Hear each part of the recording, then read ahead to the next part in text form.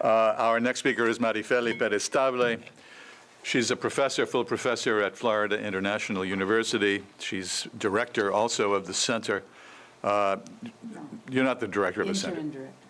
She's the interim director. I was interim director. Frank Mora is now the director. Anyway, Okay. Marifeli is a very distinguished scholar, professor, and Cuba expert. Thank you, Brian. And I am not going to touch on at least a few of the topics you brought up. But I want to start with a joke that made the rounds in Havana more than 2 decades ago, actually almost 25 years ago. I'll say it in Spanish. En realidad, el gobierno ya se cayó, pero todavía estamos en el papeleo. The government has already fallen, but the paperwork still has to be filed.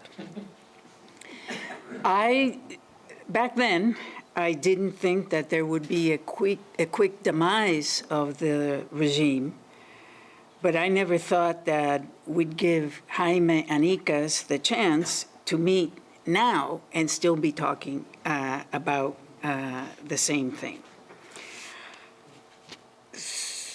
Analyzing Cuban politics is not an easy task, whether you are as Brian was for a long time, an analyst at the CIA, an analyst at the State Department or the Defense Department, a journalist, or in my case, a historical sociologist.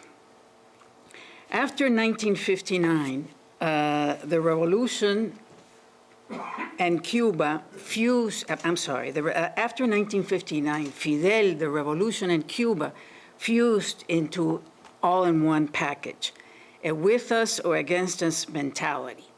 Patria Muerte left no room for dissent, and so there were thousands of fusilados, tens of thousands of political prisoners, and hundreds of thousands of exiles. Unity, not even consensus, which implicitly allows for some differences, was the rallying cry. Less dramatic, but just as damning, was what Raúl Castro much later recognized as la doble moral, saying one thing in public and another one in private, or talking in the hallways rather than in meetings.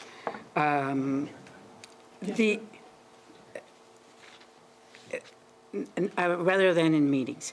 Let me say that a lot has been said about the logros de la revolución, the achievements of the revolution, and I'm going to point out, I mean, obviously the economy is a great defeat. What's the word I'm trying to, the great disaster, thank you. But there's another one that is more intangible, and that is the Cuban people themselves. Whereas in 1958, a majority of Cubans, perhaps the overwhelming majority of Cubans, thought that a better Cuba was possible. I wouldn't even begin to approximate what percentage of the population today thinks that a better Cuba was possible. So the Cuban people have paid a very high price as citizens as a result of the revolution of 55 years, or of a regime of 55 years. Nonetheless, in the past 25 years or so, the political template of with us or against us, all or nothing, has run its course. It's been nearly exhausted. Fidel Castro is gone. Hard as it tries, the regime cannot extinguish the opposition. Most ordinary Cubans long ago stopped listening to what the government has to say. And yet, Raúl and his inner circle go on politically as if the revolution's mantle were as vibrant as it was 55 years ago. Still, some things have changed. Raúl is not his brother. He is not charismatic, so he relies on institutions, such as they are in Cuba, From the outset, he focused on the military, which is still the most important institution by far over all others. He has introduced changes that are anathema to Fidel Castro, the buying and selling of cars and allowing Cubans to leave and return, two things that Fidel Castro probably either hasn't been told or still gets sick every time he thinks about it. Unlike Fidel Castro, Raúl is partly concerned with improving living standards. That his reforms haven't done so, and in some cases, like agriculture, have made things worse, pose a challenge. Nonetheless, he is unlikely to change the present course overnight, de la noche a la mañana, as his brother did so often. Fidel Castro ruled by force of his personality. Raúl Castro rules more predictably than his brother. At the same time, Raúl is in a bind. Raúl and his inner circle are in a bind. Whatever hint of legitimacy the regime has left lies in the Fidelista legacy. The revolution's imaginario is the only one he has, and that's problematic. It is almost spent. Do most Cubans really care about what happened 55 or 60 years ago? Current policies, even as insufficient as they are chipping away at the Fidelista legacy and the revolutionary imaginary. Other things remain the same or are similar enough. Havana still has a favorable enough international context, most important, in the widespread opposition to the U.S. embargo. Neither that opposition nor the U.S. embargo are going to subside anytime soon.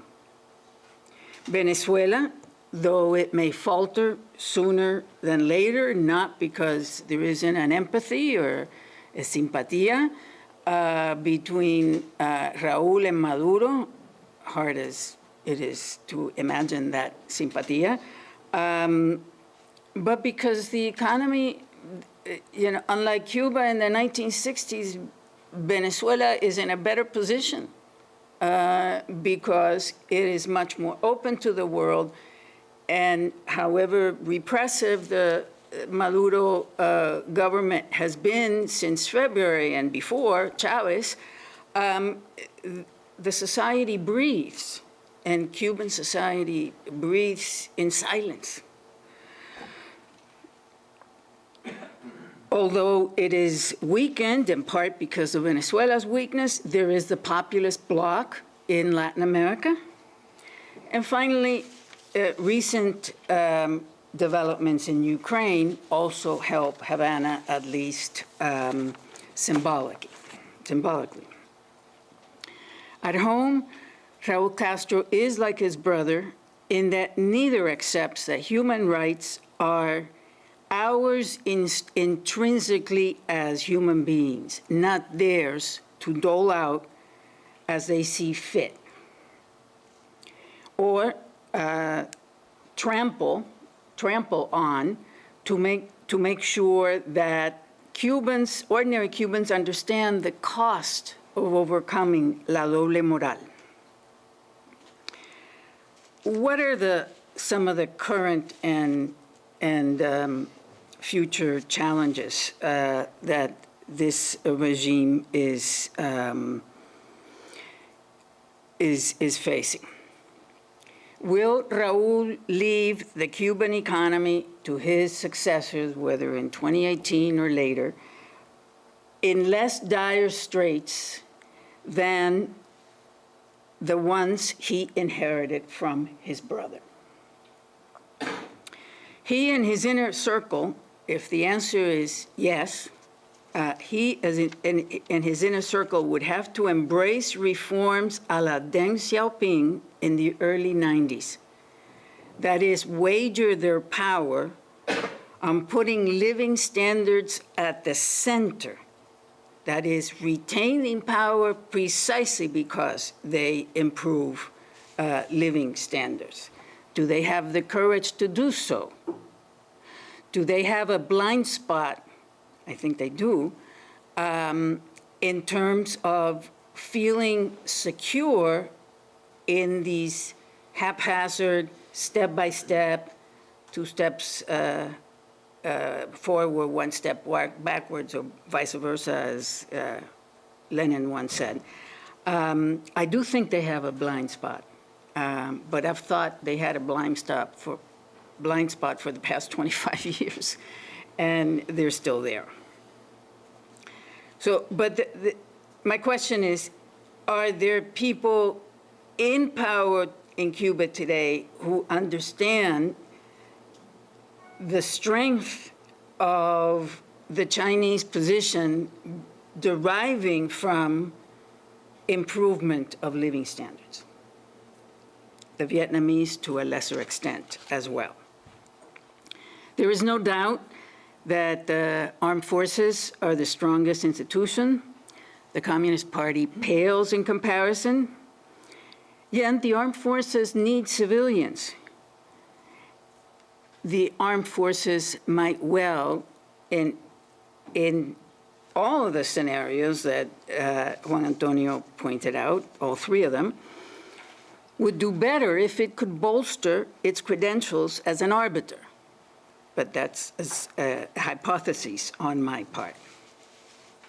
Will Raul Castro actually step down in 2018, with or without his, I don't think he's gonna, he's a military personality. He'll have his stars, and he'll probably continue to be secretary of the party, maybe not. And I think it's important to remember that though he said it in 2013, he also had said it in 2009, when he became president of the National Assembly. He said that he would serve 2 terms. So I'm not saying that this may or may not, that it is inevitable, but I would say that the odds are that he will. That is, unless circumstances unforeseen or perhaps not thought possible right here intervene. Raul Castro and the other históricos do not want to be the ones to preside over the regime's funeral, which would be their own. In the meantime, I'm hoping that this time el papeleo will be filed sooner rather than later.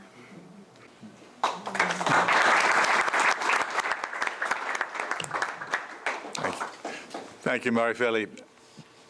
Would you be willing to say a little more about the Fidelista legacy, what you think is left of it, at least in the minds of the Cuban elite, the governing elite, and how many are there protectors, influential high-level protectors of some elements of that Fidelista legacy, perhaps in the military or among the diminishing number of históricos? Well, again, my sense, many of these answers have to be what we sense, what we perceive. But the Fidelista legacy is nationalism and social justice. What kind of nationalism are we talking about? Whatever progress was made, however little it was made, has been made with the resources of other countries. So there is no, I mean, I'm going to mention someone you all knew and who was very dear to me, José Ignacio Rasco.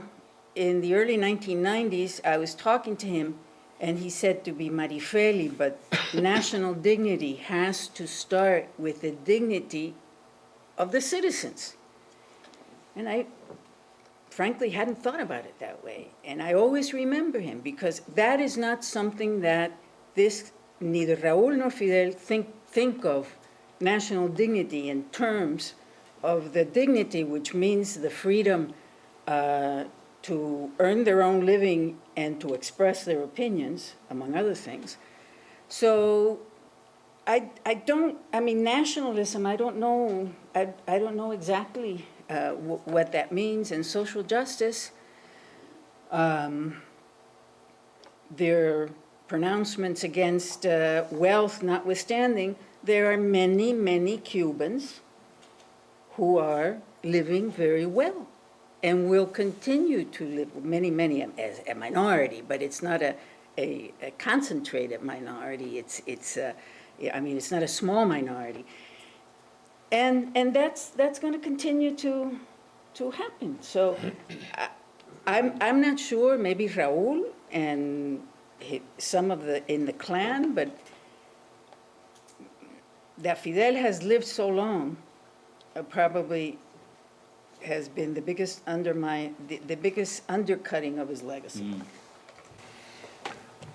Thank you very much. Our